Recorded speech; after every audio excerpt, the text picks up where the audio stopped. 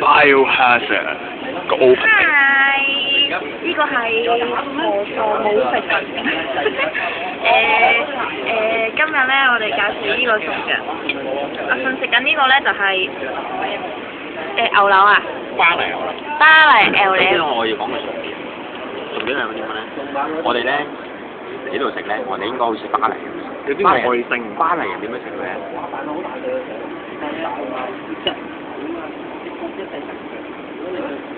巴黎人點樣食？佢咪話最得，因為佢係會買飯嗰度。或者咁樣。翹埋隻腳先。溫柔地。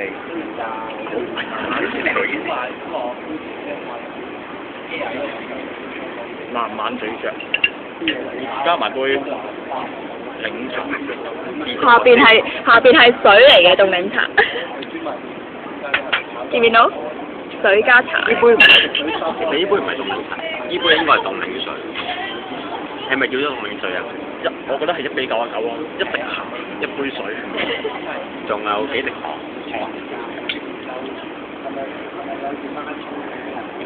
不過其實慢慢向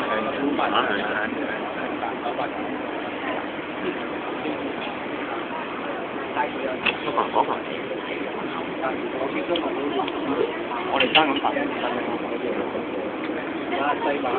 我食俾你。係咪咁㗎？快啊！再試下點樣食？再試下點樣食？係。如果食意粉嘅話咧，就應該唔好似細路仔食意粉咁樣。細路仔食意粉係點樣樣嘅？細路仔食意粉係咁樣。係咪先？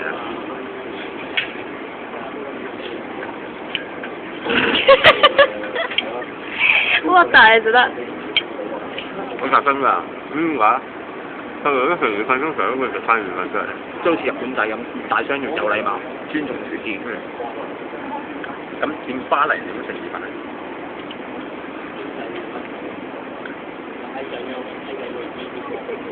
好強烈嘅對比。你睇下佢嘴仔，巴佢嘴仔。巴黎食意粉。鋪濕佢嘅嘴仔，慢慢嚼。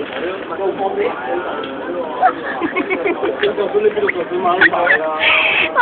原來巴黎食意粉要咁樣。所以我覺得巴黎人咧食嘢等好耐，第一啦，第二佢哋好享受食嗰個過程。呢個過程係點樣享受咧？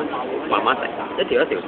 意粉咧，呢度起碼都10幾百起，食足半日。等成個鐘。嗱，我哋啲香港人咧，開始係時候要適應下啲外國嘅文化。人哋外國咧係好悠哉悠哉，我哋咧可能食得快餐太多啦，茶餐廳嗰啲咧可能2個字就送到俾你，但係可能冇乜客咯，因為佢哋煮嘢成日公式。咁睇下嗰邊煮嘢咧就係幾有客嘅。係。鏡頭另向呢邊，呢個位置係洗碗嘅。係啦。隔離就係廚房。同埋咧，佢哋嘅份量亦都唔會話太多咯，驚食死人。蝦隻蝦，我幾中意隻蝦嘅，其實阿女啊，都幾有鮮味。煎釀三寶矮瓜，你除咗矮瓜之後，仲有咩？咁係港產，呢個係薯仔啊，佢切到薄薄啲嘅薯仔。啲薯仔好唔好味？有啲麥當勞薯條嘅味。係。有雞排咧？佢話咩冇骨雞？冇骨去雞咩？去骨雞。其實所謂去骨雞其實只不過係雞骨。逐意攞1粒鐘。晚餐 dinner 果然係 enjoy，慢慢享受。我好努力啊！節奏快嘅香港人要習慣咯，節奏快嘅香港人。我覺得呢個套餐嘅份量應該佢唔會下面冇嘢㗎，你可以繼續。喂，其實本身塊牛扒唔好上出去咗太耐。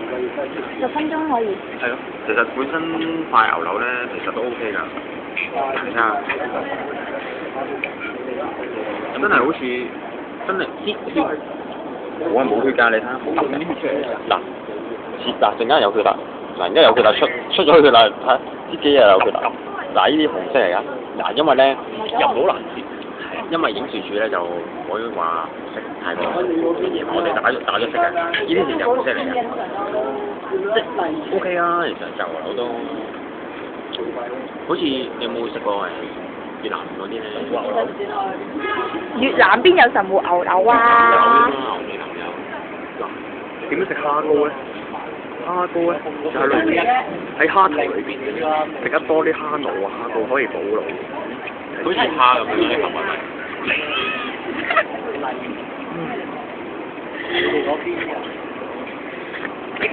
O K 嘅，啲蝦都幾大隻，爭啲以為係龍蝦嚟添。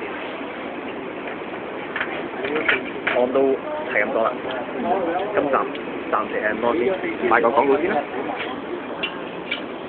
所以我哋周文琪姐姐。